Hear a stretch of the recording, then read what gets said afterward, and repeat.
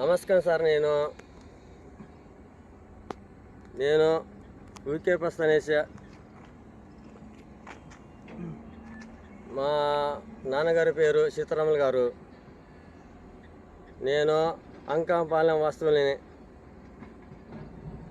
నేను దమ్మపేట మండలానికి సంబంధించిన వస్తువుల్ని భద్రాద్రి గుడి జిల్లాకి నేను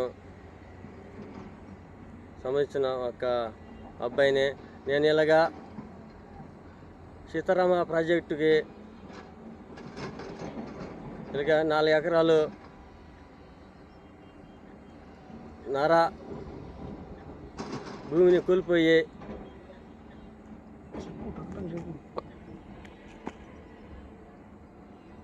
నాకు ఎవరు సహాయపడలేదండి. ఎవరి దగ్గర వెళ్ళినా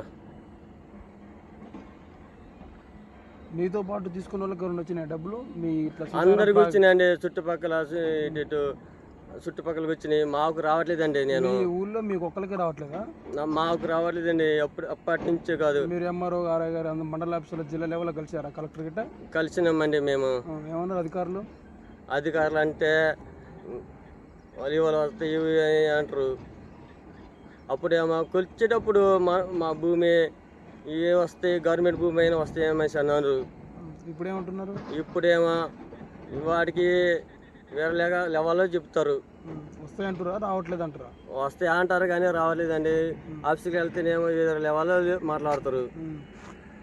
మీ విలేజ్లో మీ ల్యాండ్ లెక్కన వేరే వాళ్ళ పట్టాలు ఎందుకని మామూలుగా ఏమైనా భూములు వాళ్ళకి వచ్చినాయి డబ్బులు? అందరికి వచ్చినాయండి. మాకే రావట్లేదండి సార్. అది మీ ఒక్కరికే రావట్లేదు? మాకే రావట్లేదు సార్. అది ఇంత భూమి కోల్పోయినా మేము 4.5 ఎకరాలు.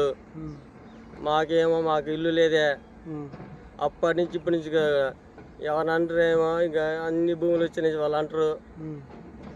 మాకేమీ లేదు సార్. అది ఇందిరమ్మ ఇల్లు ఇచ్చారా మీ ఊర్లో? ఇచ్చారు సార్. అది మీకున్నదా? వచ్చిందా? మీకు వచ్చిందా? ఇప్పుడు ఇచ్చారు సార్. అది కానీ దానికి కట్టుకోవడం కూడా డబ్బులు సార్ మాకు.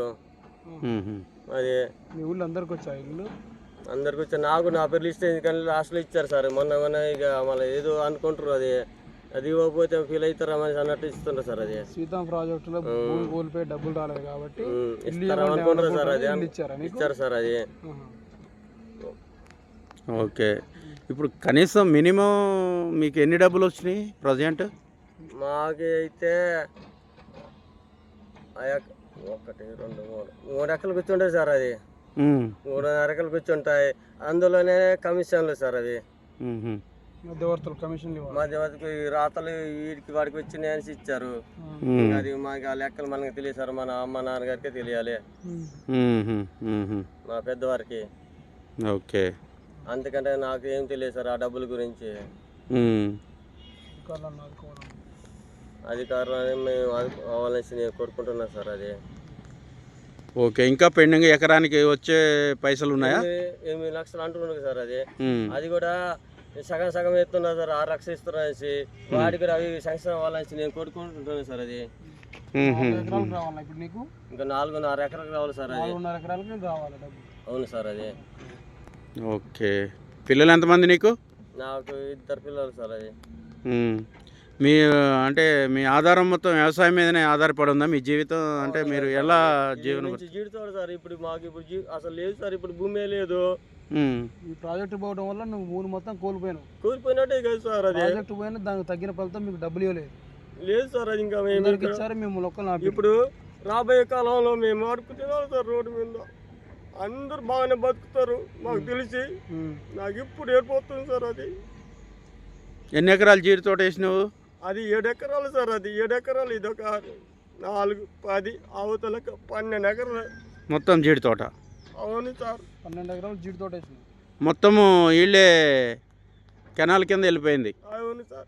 లేదు సార్. మాకు ఇంకా అందరు ఇప్పుడు మాకు లేదు సార్. ఇంకా భవిష్యత్తు లేదు. నాకు గుత్తేదారు ఎవరు? కాంట్రాక్టర్ ఎవరు? నాకు తెలియదు సార్. అది ఓకే సార్. ఇది పై అధికారుల దృష్టికి తీసుకెళ్ళలేదా మీరు? నాకు తెలియదు సార్. మా నాన్నగారికి తెలియదు. నాకు తెలుసు కానీ వాళ్ళకి తెలియదు సార్. అది ఓకే నాకు ఎడిపోతుంది సార్ అది. ఎడమాకు మేము పై అధికారులతో మాట్లాడి మీ విషయాన్ని పై అధికారుల దృష్టికి తీసుకెళ్తాము. ఓకేనా ఎడమాకు ఓకే మేడం ధైర్యం